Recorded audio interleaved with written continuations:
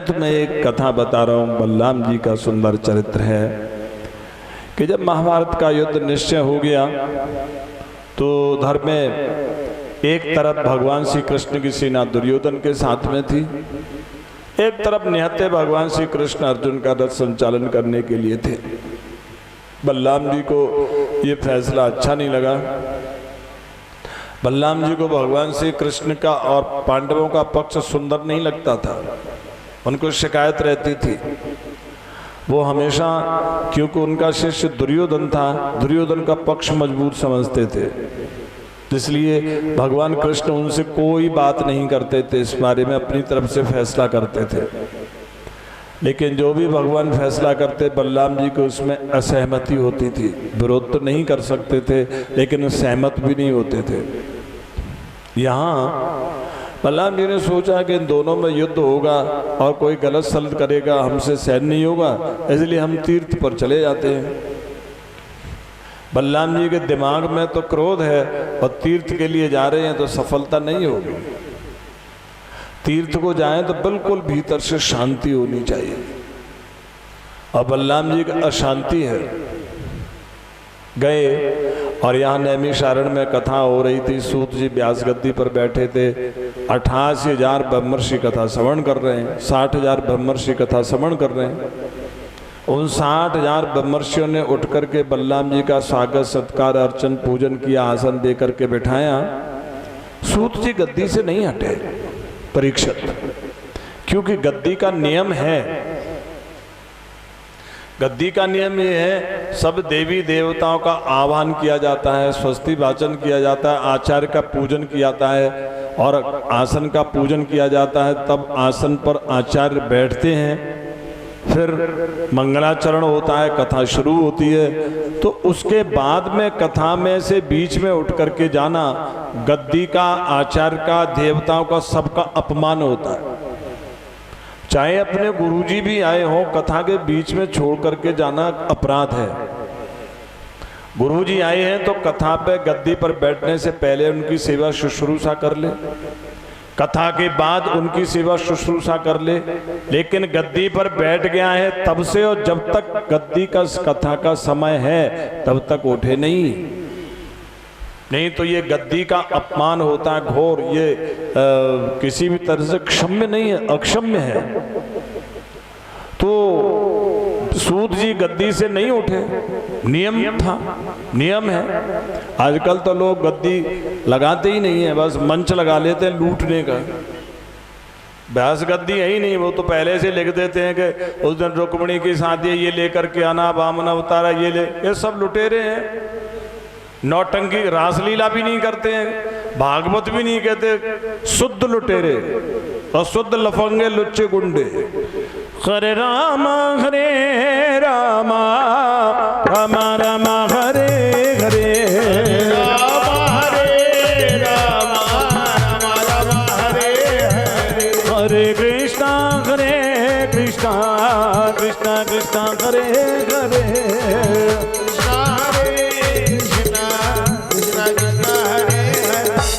और न एक धनुष से ज्यादा दृष्टि रखनी चाहिए, क्योंकि कथा कहने वाले को जो कथा कह रहा है वो उसके ध्यान में और दिमाग में होनी चाहिए। और जो कथा कह रहा है उसका ध्यान, उसका दिमाग सुनने वालों पर है तो वो कथा नहीं कह रहा है, वो तो नौटंकी कर रहा है। क्योंकि नजरें मिलाना नौटंकी में जरूरी होता है। अगर नौटंकी वाला देखने वालों से नजरें नहीं मिलाएगा तो 2 पैसे नहीं मिलेंगे, हो सकता है पब्लिक डेल पत्थर मारे। लेकिन कथा कहने वाले आचार्य को किसी से नजरें नहीं मिलानी चाहिए, केवल एक धनुष तक दृष्टि रखनी चाहिए, गद्दी तक दृष्टि रखनी चाहिए। ये नियम है गद्दी का, नहीं तो गद्दी नहीं फिर रद्दी है वो। नजरें नहीं मिलानी चाहिए। तो शांति से बैठे हैं सूत जी, न उठ के जा सकते हैं, कुछ नहीं कर सकते हैं। और एक और बात है, बीच में कुछ खाना पीना भी नहीं चाहिए। बहुत नियम है गद्दी के। और लोग सुनने वालों से नजरें मिलाते हैं, नैन लड़ाते हैं, मटकते हैं, कूले मटकाते हैं। बहुत से तो व्यास गद्दी पर बैठ करके खड़े होकर के भी नाचते हैं। गद्दी से नीचे भी उतर के डिस्को डांस करते हैं। ये सब लोफर हैं। चाहे कोई कितना ही बड़ा पैसे वाला हो, चाहे कोई कितना ही बड़ा पढ़ा लिखा हो, व्यास गद्दी पर बैठ करके सुनने वालों से नजरें मिला, लोफर है वो। चाहे काशी पढ़ा हो, टोटल लोफर है, काशी ब्रांड लोफर है। हरे रामा हरे रामा रामा रामा हरे हरे रामा हरे रामा रामा हरे हरे कृष्णा कृष्णा कृष्णा कृष्णा हरे हरे कृष्णा कृष्णा हरे। तो वो बैठे रहे। बलराम जी को बहुत गुस्सा आया, क्योंकि उनको अपनी जाति का घमंड था। सूत किसको कहते हैं पता है? सूत कहते हैं जिसके मम्मी पापा का पता ही नहीं हो, जिसकी मम्मी समाज के डर के मारे बच्चे को फेंक दे और उस बच्चे को कोई पाल ले। जैसे कुंती ने कर्ण को बहा दिया था, तो उनको सूत कहते हैं। जिसकी मम्मी और पापा का ही नहीं पता है, तो उसकी जाति बिरादरी क्या कहोगे? कुछ भी कह सकते हो। सबसे घटिया जाति, मेहतर से भी घटिया जाति। वो व्यास गद्दी पर बैठाया उनको व्यास जी ने। न किसी ब्राह्मण को बिठाया, न किसी क्षत्रिय को बिठाया, न किसी वैश्य को बिठाया। तीन ध्वज होते हैं, ब्राह्मण क्षत्रिय वैश्य। तीनों ध्वजों में से किसी को नहीं बिठाया। व्यास गद्दी पर बिठाया सूत जी को। क्यों बिठाया? क्योंकि ये गद्दी ब्रह्म आसन है। ये किसी बिरादरी की गद्दी नहीं है, किसी जाति की गद्दी नहीं है। क्योंकि जाति बिरादरी की गद्दी होती है, वो अपनी जाति बिरादरी की बड़ाई करती है। अगर आप बीजेपी की मीटिंग कराओगे तो बीजेपी अपनी बड़ाई करेगी, सब पार्टियों की बुराई करेगी। कांग्रेस की लगाओगे तो कांग्रेस अपनी बड़ाई करेगी, सारी पार्टियों की बुराई करेगी। ऐसे ही जिस किसी जाति को बैठाएंगे वो अपनी बड़ाई करेगी। ब्राह्मण को बैठाओगे, ब्राह्मण अपनी पूजा पत्री की बात करेगा। क्षत्रिय को बैठाएंगे, वो अपनी पूजा पत्री की बात करेगा। वैश्य को तो उन्होंने जाति बिरादरी को तो बैठाया ही नहीं, क्योंकि जाति बिरादरी भागवत की, भगवान की पूजा की बात नहीं करते हैं। अपनी बिरादरी की, अपनी पूजा पत्री की जुगाड़ और सेटिंग में रहते हैं। हरे रामा रामा रामा रामा हरे हरे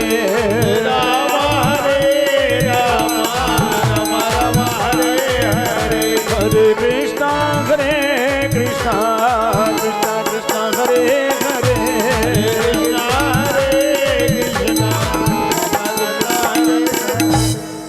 और ये जो व्यास गद्दी है, ये उनके लिए है जो पतित ब्राह्मण, पतित क्षत्रिय, पतित वैश्य और धर्म से और चरित्र संस्कार से जो हीन हैं, उनको संस्कारवान बनाने के लिए, उसको धर्म से जोड़ने के लिए गद्दी किसी भी बिरादरी का, जितने भी भ्रष्ट और नष्ट लोग हैं, जितने भी घटिया किस्म के लोग हैं, हम सबको जोड़ने के लिए तो ये काम केवल सूत जी की ही कर सकते हैं और कोई नहीं कर सकता।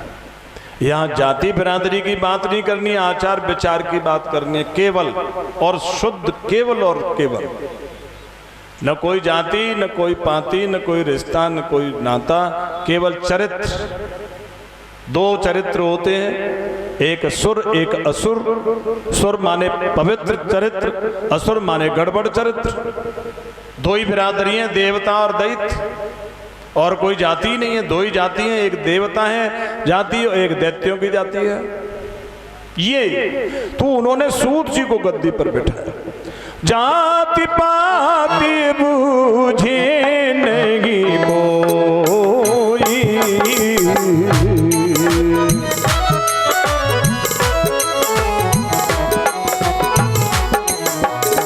जाति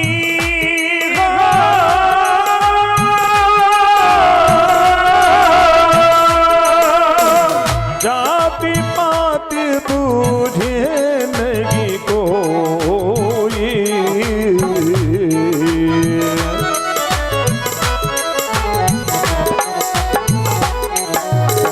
हरि को भजगे सो हरि को होई।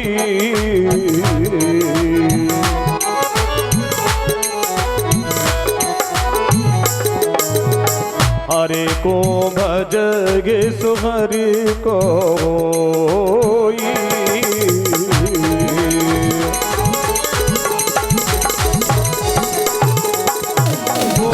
ये जो गद्दी है ब्रह्म गद्दी है। ब्रह्म का अर्थ होता है जिसमें कोई जाति और लिंग नहीं होता।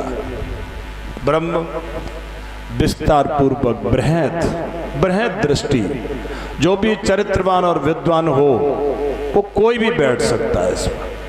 दो नहीं बैठ सकते, जिसके गुरु नहीं है माने निगुरा नहीं बैठ सकता, एक बहू बेटी नहीं बैठ सकती। बहू बेटी क्यों नहीं बैठ सकती? रजस्वला होने की वजह से। और रजस्वला होने का कोई फिक्स टाइम नहीं बताया, शास्त्रों में बताया है अधिक टेंशन में भी हो जाए, ज़्यादा खुशी में भी हो जाए, या गड़बड़ खान पान से भी कभी भी हो जाए। इसलिए बहू बेटी को व्यास गद्दी पर नहीं बैठना चाहिए। हाँ, प्रवचन कर सकती है, वो सत्संग कर सकती है, गुरु भी हो सकती है, गुरु होने का भी अधिकार है, लेकिन व्यास गद्दी लंबा पीरियड होता है और ये यहाँ अशुद्धता अपवित्रता नहीं होनी चाहिए। इसलिए इस्लाम में भी बहू बेटियों को मस्जिद में जाकर के नमाज अता करने की अनुमति नहीं दी है पैगंबर साहब ने। हरे रामा रामा रामा रामा हरे हरे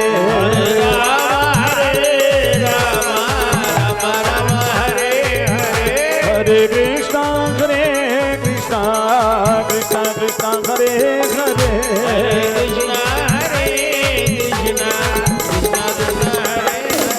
बस दो नहीं बैठ सकते, निगुरा नहीं बैठ सकता, बहू बेटी नहीं बैठ सकती, बाकी कोई भी बैठ सकता है। अगर किसी को इस बात में शक हो तो हमसे कभी भी बात कर सकते। ये मैं खुद की बनाई हुई बात नहीं बोलना, भागवत प्रमाण है। सूत जी गद्दी पर बैठे हैं और सूत जी की वही जाति होती है जिसकी माँ उसको फेंक दे झाड़ में और उसको कोई पाल ले। तो सूत जी को गद्दी व्यास जी ने दी है। सारे पुराणों के वक्ता, पूरी की पूरी जो पुराणों की कथाएं हैं वो ब्राह्मण को दी, क्षत्रिय को दी, वैश्य को दी, सूत को दी, जिनको जाति का घमंड ही नहीं है। और जिसको जाति का घमंड होता है वो कथा भगवान की क्या पढ़ेगा, अपनी बिरादरी की पढ़ेगा। हरे रामा रामा रामा रामा हरे हरे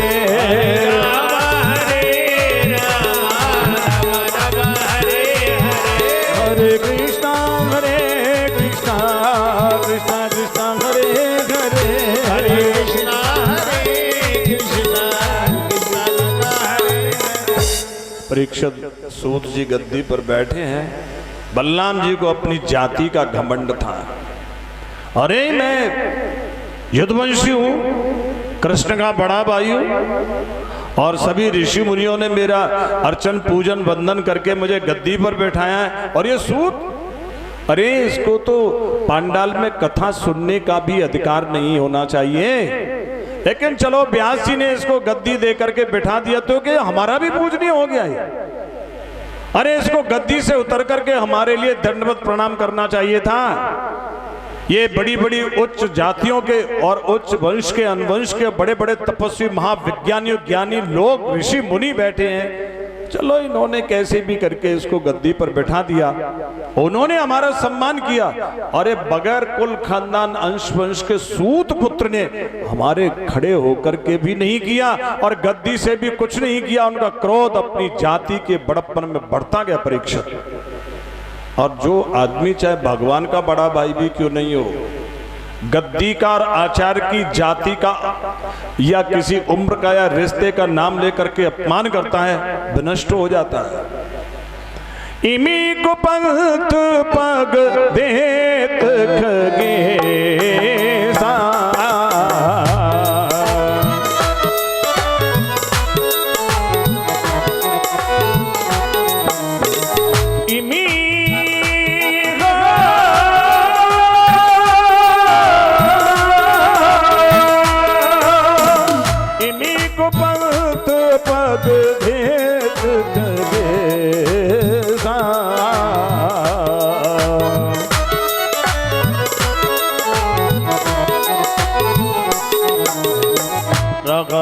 न बुद्धि बल तप लवले सा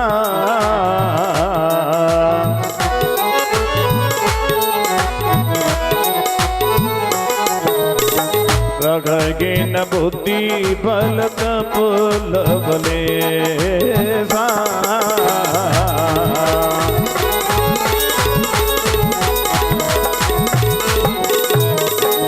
तो बुद्धि बल तप नहीं रहता जो व्यास गद्दी पर बैठे हुए आचार्य की जाति, रिश्ता, उम्र इनको हल्का समझे, अपनी जाति, उम्र, रिश्ता इसको भारी समझे, इसको बड़ा समझे, वो विनष्ट हो जाता है, उसका तप नष्ट हो जाता है, चाहे वो भगवान का ही बड़ा भाई क्यों नहीं हो। इसलिए ये गद्दी तो जो ब्रह्म आसन है और इस पर जो भी आचार्य बैठे हैं वो ब्रह्म स्वरूप है। हरे राम राम राम राम हरे हरे, राम हरे राम राम राम हरे हरे, हरे कृष्णा कृष्णा कृष्णा हरे हरे, हरे कृष्णा कृष्णा कृष्णा हरे। तो यहाँ उन्होंने उनका अपमान समझा अपना, क्योंकि बलराम जी की बुद्धि में अहंकार बढ़ता गया और उसकी इंतहा हो गई। उन्होंने कुशाग्र के द्वारा व्यास गद्दी के लिए सर झुकाने के बजाय व्यास गद्दी पर बैठे हुए आचार्य सूत जी की हत्या कर दी। जिन ऋषि मुनियों ने बलराम जी का भगवान की तरह स्वागत सत्कार किया था, उन्होंने ही बलराम जी के दुष्कृत के लिए उनकी निंदा करी और हाहाकार पूर्वक उनके अपमानित महसूस किया। उन्होंने गिलानी पूर्वक कहा, बलराम जी के दिल में भी गिलानी आई, वो अपनी नजरों में अपने आप को गिरा हुआ महसूस करने लगे। परीक्षित, इसलिए ये ब्रह्मगद्दी है, किसी बिरादरी की लिए नहीं है। आचार्य को ब्रह्म स्वरूप मान करके सम्मानित करे, गद्दी को सर झुकाए, आचार्य को सर झुकाए। बलराम जी ने खड़े होकर के कहा, मुझसे महान अपराध हुआ है, मैं अपराधी हूं, आप जो भी इसका प्रायश्चित मुझे बताएंगे मैं इसको स्वीकार करूंगा। ऋषियों ने धिक्कारा कि बलराम जी आपका तो अवतार धर्म की रक्षा के लिए हुआ और आपने तो धर्म की गद्दी का ही विनाश और आचार्य का ही अपमान कर दिया। लेकिन गलती करना गलत है और गलती को गलत नहीं मानना महान अपराध है। गलती को गलत मान करके क्षमा प्रार्थना करना ये महानता है। हम आपकी इस महानता की कद्र करते हैं, इज्जत करते हैं। बलराम जी ने कहा कि मैं आपकी इस सद्भावना की बहुत इज्जत करता हूं, लेकिन मुझसे अपराध हुआ है। आप मुझे निसंकोच जो भी इसका प्रायश्चित होगा मैं उसको मानूंगा, मुझे बताइए, क्योंकि ये नियम है, ये नीति है, ये शास्त्रों की, समाज की और ये परंपराओं की मर्यादा है। उनकी रक्षा करना, उनकी गरिमा को रखना ये हमारा कर्तव्य है। हमसे भूल हुई, हमसे चूक हुई है, हम उसको सुधार करेंगे, आप हमें बताइए। सदा